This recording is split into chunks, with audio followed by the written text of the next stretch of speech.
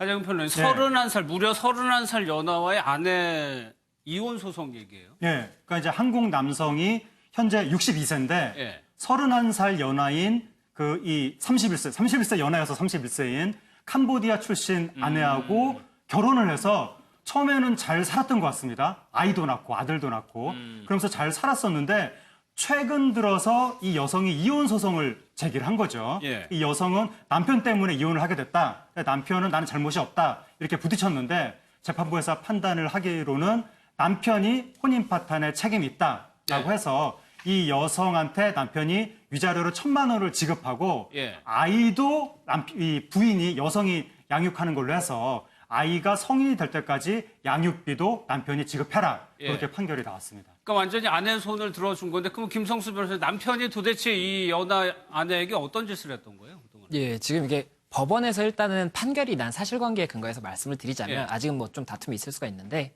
그 아내가 이제 외국 분이시지 않습니까? 그래서 외국에서 이제 와서 살다가 우리 아버지도 좀 모시고 왔으면 좋겠다. 이렇게 해서 모시고 왔는데 아버지가 남편분보다 어리신 거죠.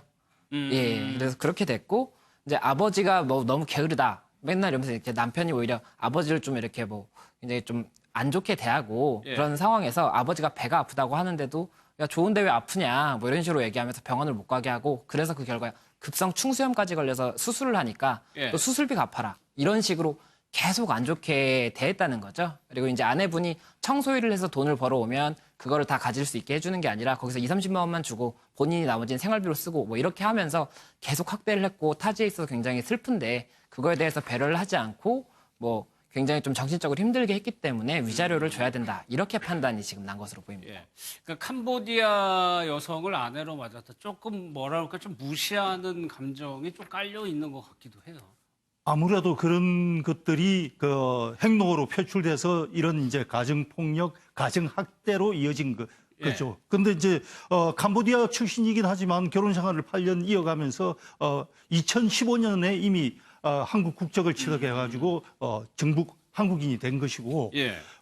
이번에 이제 이 위자료라든지 이렇게 판결을 내리게 된 것은 결국은 앞서 말씀하신 듯이 그 결혼 과정에서부터 가지고 있던 어떤 뭐 편견이라든지 무시 이런 것들이 줄기차게 계속해서 가정학대로 이어진 것에 대한 재판부의 판단이 내려진 건가 예. 아닌가 싶습니다. 뭐 우리나라 국적을 취득했다고 하니까 한국 사람인 건데, 그러니까 이게 이혼 과정도 쉽지는 않았어요. 막 어디 여성 보호시설로 옮겨가고 막 그랬었거든요. 예, 그러니까 이제 이 캄보디아 출신이고 이제 우리나라 예. 사람인 이제는 그 부인이 아마도 처음에 잘 살았던 것 같기는 했지만 그럼에도 불구하고 불만은 내심 있었던 것 같습니다.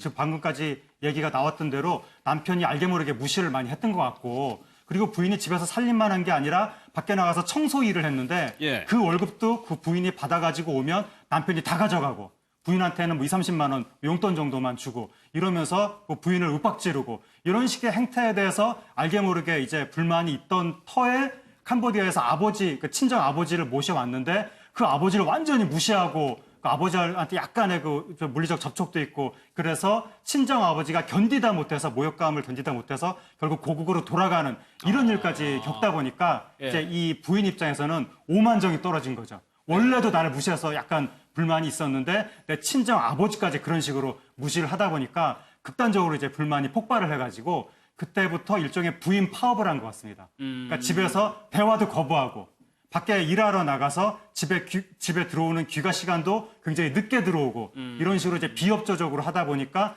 남편은 남편대로 더 화가 나고 그래서 뭐 이제 뭐 물건을 던지고 이런 식의 사건이 터지다 보니까 이 부인은 경찰에 신고하고 그래서 급기야는 여성 보호시설로 나가서 네. 이혼 소송을 제기했다는 겁니다. 근데 결국은 그래도 이도하면서 결국에는 그 원인은 남편이 제공을 하는 예, 거잖아요. 폭언이나 폭행 이런 부분이 이제 가정 폭력 이런 부분이 들어간 것 같은데요. 왜냐하면 네. 폭행을 당했을 때 경찰에 신고를 해서 출동한 기록이 이제 남아 있으니까요. 그런 부분이 이제 재판 과정에서 참작이 됐을 거고요. 일단 이렇게 다문화 가정을 보면 법원이 두 가지 생각을 해요. 법원이 첫째는 지금 말씀하신 것처럼 보통 다문화 가정에서 온 신부들은 경제적으로 훨씬 이렇게 더 더 못한 형편이 여의치 않은 경우가 많으니까 그러니까 와서 동등한 부부관계를 이루지 못한 게 아니냐. 남편 측에서 경제적으로 여유가 있고 많은 부분을 지원을 하다 보니까 부부관계에 있어서 좀 더 불평등한 관계였기 때문에 예. 부인이 여기에 대해서 불만을 품은 게 아니냐. 그래서 이혼에 이르게 된 게 아니냐. 이 첫 번째 생각을 하고요. 두 번째는 이제 극소수이긴 하지만 한국의 영주권, 그러니까 한국 국적을 얻으려고 귀화를 하려고 혼인을 하면 귀화가 되니까요. 그래서 귀화를 얻어서 한국에서 취업을 해서 일을 하고 싶어 하니까 혼인 생활을 좀 유지하다가 핑계를 대서 빨리 이혼하고 정착을 하려고 하는 사람들이 있다. 이 두 가지 생각을 법원이 다 해요.